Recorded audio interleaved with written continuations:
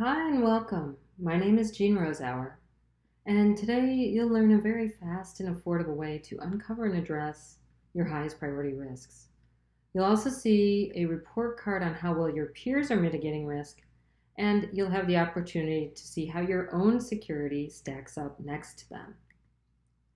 But let's start just simply by getting on the same page about the problem. As all of you know, hackers are studying you right now.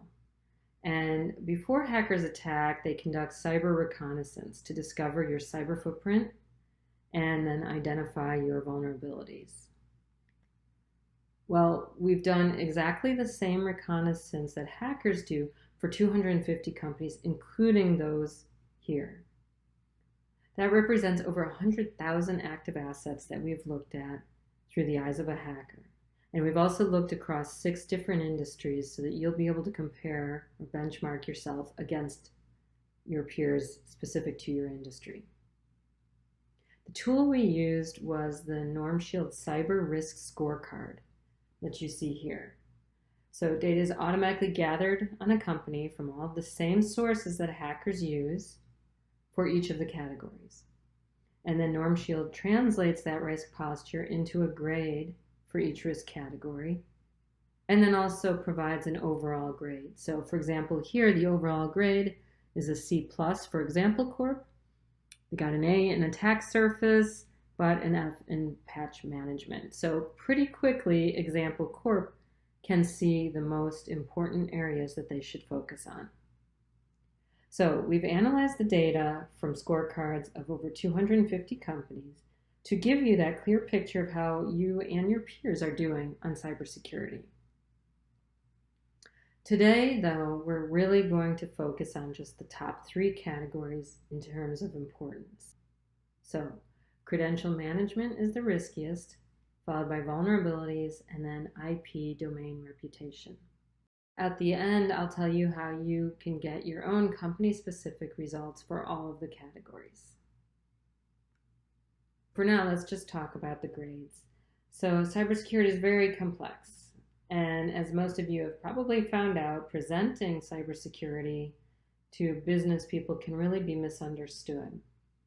So that's really not helpful when you are trying to present your need for budget for security resources, or that you need their teams to take security actions.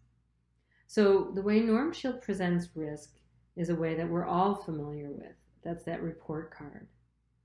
So in the best case on our report card, it's of course an A, which indicates it would take world-class state-sponsored hackers to exploit. A B would indicate skills of persistent, experienced hackers are required. But then we get to C, where really urgent action is required, that average hackers are capable of exploiting. And D, beginner hackers, just practicing their skills could exploit the company. And F, that a 6th grader could exploit the company. So overall, how did this 250 companies do? Well, they got an overall grade of a C-, so in the urgent category. Overall, organizations really need to protect themselves from even just beginner to average hackers. But how do you prioritize which fixes to take first? So let's start going through each of our categories that we had outlined as the top 3. So the big offender, credential management. This is important because user credentials are really one of the easiest attack vectors to exploit. 63% of confirmed data breaches last year used weak default or stolen passwords. And in short, users are just really terrible at creating and maintaining secure passwords. So 3 out of 4 people use duplicate passwords across multiple systems, and many of these passwords haven't been changed in years. So if a hacker can discover one set of credentials, like an email plus a password, to get access to a single web application, then they can use those same credentials to explore further, giving them more access to sensitive data. And really, if a hacker can identify administrative credentials, then they can get control into entire systems.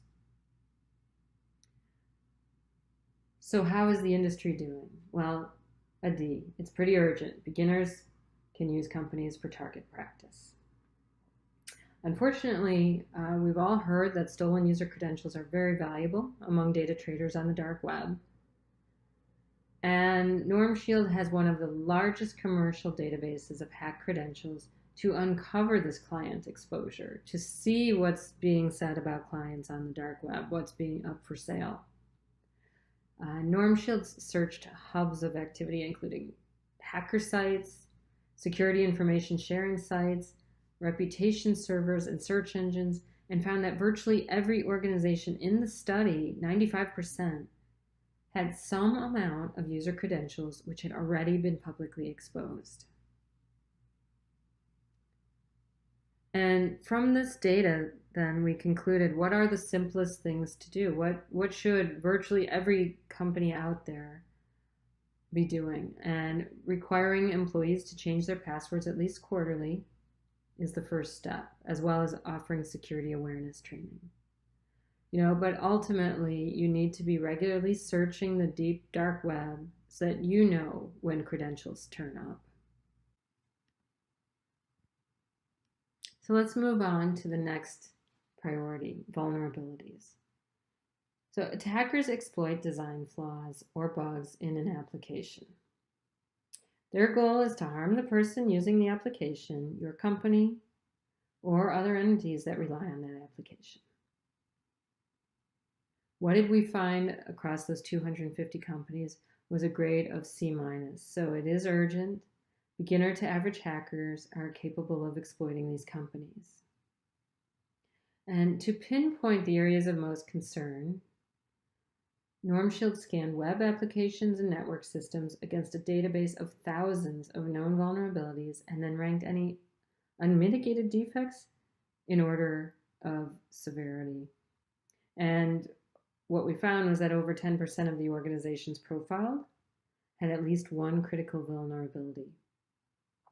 Among the issues discovered, misconfiguration type weaknesses were the most common, as well as the most critical, followed by denial of service vulnerabilities and information exposure type vulnerabilities. And the typical organization in this study was maintaining web servers and web application frameworks that were 5 years old or older. And that really accounted for the high number of vulnerabilities. So the majority of the systems reviewed had at least one vulnerability due to an insufficient patch management. So again, it isn't difficult at all for even very entry-level hackers to follow instructions or run widely available scripts and breach you because of that low-hanging fruit, that old, well-known, easy-to-discover vulnerability. So what are some of the simplest things you can do about vulnerabilities? Well, one is, monitor or scan public-facing systems for known vulnerabilities and apply the patch. You can also make a list of your security controls and configurations like routers and firewalls and establish the frequency of vulnerability scanning and then compare your report against that inventory control list. Moving on to IP and domain reputation. That's the third category we'll cover today. So why is this important? Well, an organization's IP address and domain name are critical assets. When they're exploited, they can be used by hackers as part of a sophisticated advanced persistent attack, so an APT, that compromise brand reputation and lead to data breaches. So it works like this. An employee may visit a website from a vulnerable IP address or download an application that compromises his or her machine. As a result, the company's IP address can become a malware botnet or otherwise be responsible for spreading malicious activity over the internet. And your domain reputation, though, is also a great resource just to discover if anything untoward is happening out there that you should know about. Besides that reputational damage we just talked about, hurting your brand, a bad reputation score is really often proof positive that you're being exploited in some way and that you really need to look deeper into the situation. How did the companies do? So across the board, D+. This is really urgent. Beginners can use you for target practice. So we found this by checking to see if an organization's IP address had been associated with any blacklists or otherwise involved in malicious activity. And over half the organization's profiled, so 60%, received a grade of D or lower. What are the simplest things to do then? Monitor the reputation of your website. Ask reputation and content filtering sites to properly categorize your website. Block unexpected traffic on the firewall. Change the default resolving address of all domains to a whitelisted IP or a loopback IP. Or if possible, avoid using shared servers or IPs with other domains. So we've gone through the top 3 categories, and now I just wanted to share with you our industry report card. So we took the 250 companies and segmented them by industry to see if there was a difference. And there was. So education and professional services really are at extreme risk. They did score the lowest across the board. And retail and technology companies also have great concerns. Slightly better would be financial services and healthcare as a group. But of course, each individual company in that category needs to be checking on how they're doing. Also, we could say that across industries, credential management, again, comes out as the worst grades, the really most urgent ones to look at. But it's not an end there. Just because you've secured your own environment, your risk is still much, much larger than that. It's really your whole ecosystem of suppliers and your partners. So think about the outsourcing, the cloud services that you use, in any integration with suppliers. They're all opportunities to compromise your own security. So over half of all breaches start with a third party. And, that means you're only as secure as your weakest partner. But what if you could see what hackers see? So just like what we did for your company, what if you could do that for your suppliers? So you could make sure that your suppliers meet a certain level of security. Say they must achieve a B or have certain restrictions put on their access to your systems, or even whether you do business with them or not. So that would be your opportunity to enforce a secure policy. So we've covered a lot of ground. Well, here are the 3 steps that can help you short circuit your risk. So first, see what hackers see on your own network. Look from the outside in to identify your riskiest assets and your biggest vulnerabilities.